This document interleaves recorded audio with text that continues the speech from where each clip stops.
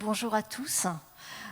Donc tout d'abord, je tiens à vous remercier les organisateurs de m'avoir fait l'honneur de présider le comité scientifique de la session technique et scientifique, un comité scientifique qui réunit Raphaël Bourroman, qui est professeur d'économie à la Paris School of Business, Anne Bouter, qui est responsable scientifique au GRC, donc au Centre commun de recherche de la Commission européenne, David Chiaramonti, qui est professeur d'économie, de l'énergie et de bioéconomie pour les pays MED et tiers au Politecnico di Torino, et Maria Georgiadeu, qui est experte principale à la Direction générale de la recherche, de l'innovation de la Commission européenne.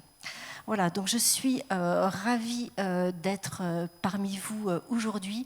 Vous avez suivi les sessions d'hier qui ont été extrêmement riches.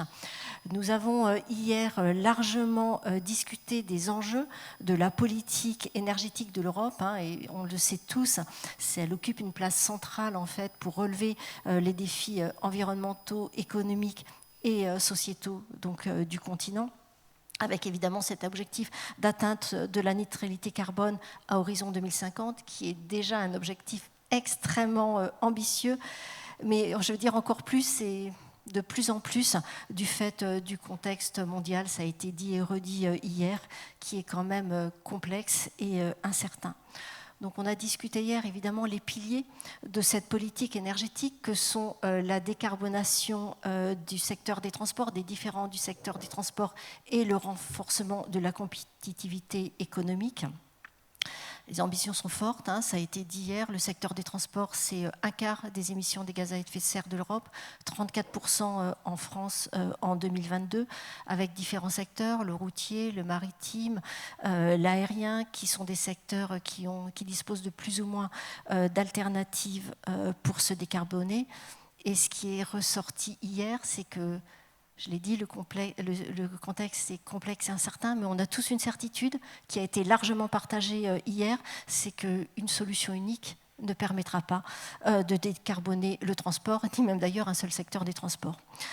Donc on a discuté hier ce panel de solutions qui doit être mise en œuvre, qui doit être adapté, déployé en fonction des secteurs. Donc bien sûr l'électrique qui est en cours de déploiement pour le routier, mais on a vu hier, il ne pourra pas seul décarboner ce secteur au moins jusqu'en 2050. Les carburants alternatifs, donc biocarburants avancés, et électrocarburants, qui permettent de décarboner les parcs existants et aussi les secteurs qui sont difficiles à décarboner, encore une fois, le maritime et l'aérien, et puis l'hydrogène, dont la place est encore, questionnée, on va dire, sur le rôle de l'hydrogène pour décarboner les mobilités, donc à quelle hauteur on arrivera à utiliser cette énergie.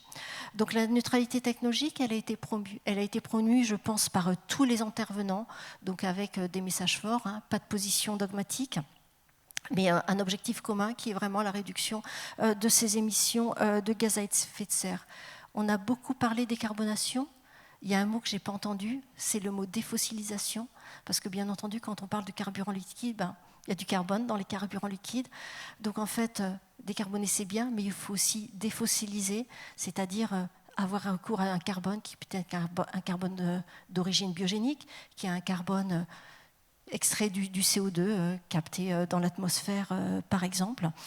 Et on a vu aussi hier l'initiative Tour d'Europe qui a été accueillie à Pau et qui contribue justement à cette approche de neutralité technologique.